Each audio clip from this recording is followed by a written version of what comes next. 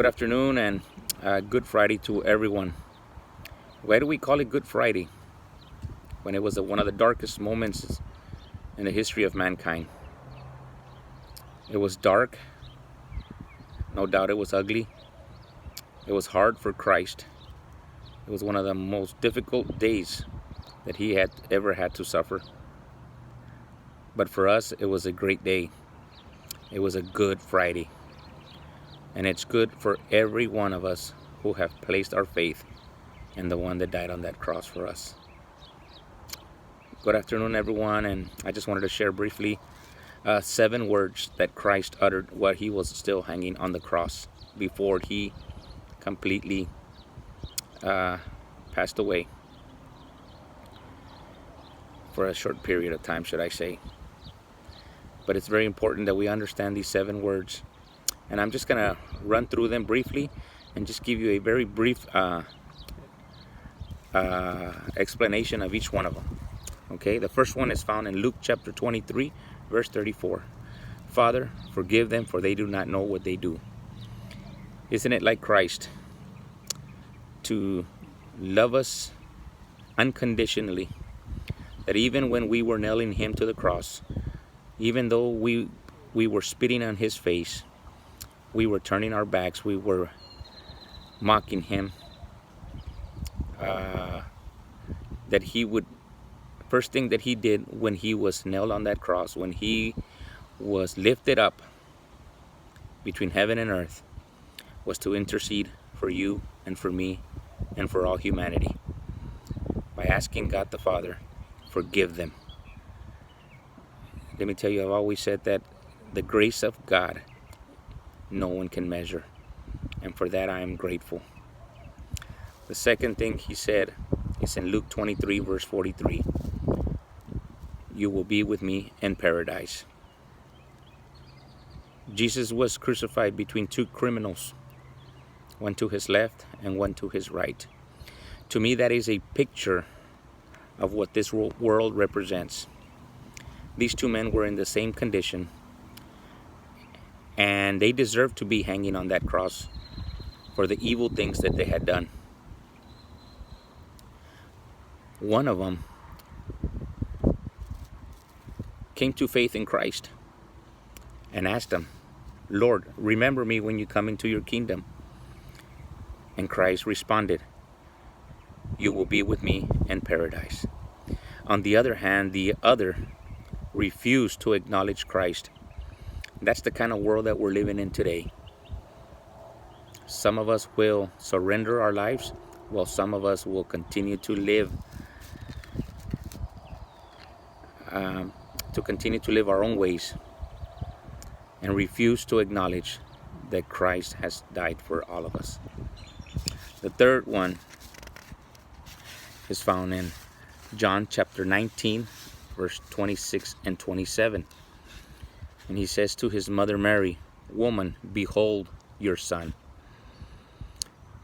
Even in that moment of his suffering, Christ still was very much aware of his mother's pain as she watched him go through everything that he had gone through.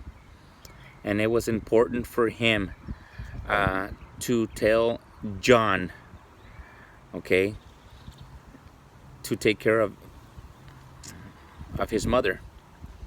So what Christ was doing here, he was actually reminding Mary and John to look out for each other, to look for one another. Matthew 22 verse 39 says, you shall love your neighbor as yourself. It is the second greatest commandment. It is important that we look for each other. In these moments that we're living in right now, it is very important, you hear me say, that to reach out to our neighbor, to get to know them, maybe share a word of encouragement, maybe a word of what Good Friday means to you. And some of these people may be hungry, thirsty for hearing something good other than just bad news. So here's Jesus counseling his mom and the Apostle John to telling them that they have each other and they should rely on each other. The fourth thing that Christ said while he was on the cross, he says, Eli, Eli, lama bakasatani. That is, my God, why have you forsaken me? By no means did God forsake Christ. But this was a period, a very short period, that Christ was bearing the sins of the world. He was taking up all the sins of the world into himself and nailing them to the cross. For I believe in this moment, Christ felt forsaken. Not that he was forsaken, he felt forsaken because of sin. Now, God and sin, okay, cannot mix. So I believe that God the Father, for one moment, took his eyes off Christ so that Christ could absorb all of the sin of humanity. So I believe in some way, shape, or form, God the Father turned his head just like this and then put it back on Christ. And it was at that moment that Christ felt abandoned. He felt alone, and he yelled out, Father, my God, why have you forsaken me? And by no means has God forsaken you or me. Even in the conditions that we find ourselves, even when we refuse to acknowledge him, God has not forsaken us. And it is through the sacrifice of Christ that we can come into the relationship with God. Number 5 is found in John chapter 19, verse 28. And he says, I am thirsty. This was to fulfill the scriptures in Psalm 69:21. For my thirst, they gave me vinegar to drink. Okay, so it needed to happen. Of course, we know that Christ is bleeding and he is dehydrating. So one of the things that when we start losing our fluids, we begin to dehydrate. So he was thirsty, so he cried out, I am thirsty.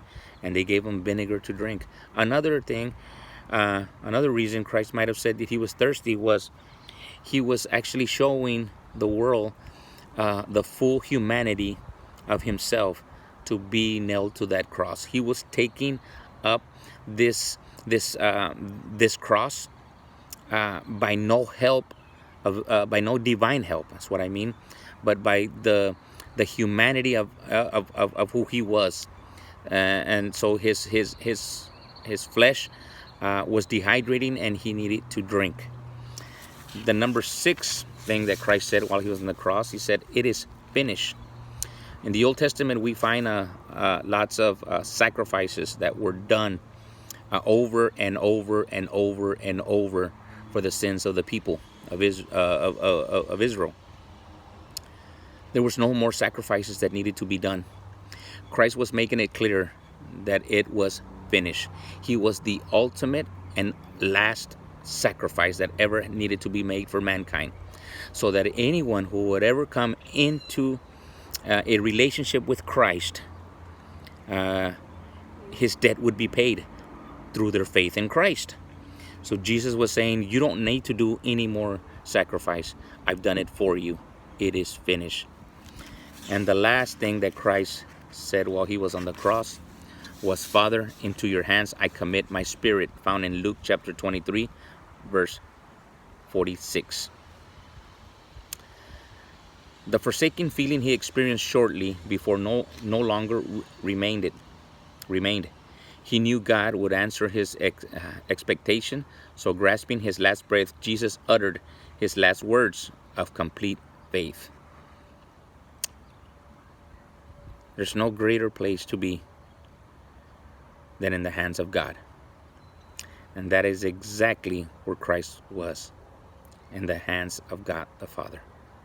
Can we likewise put ourselves in God's hands?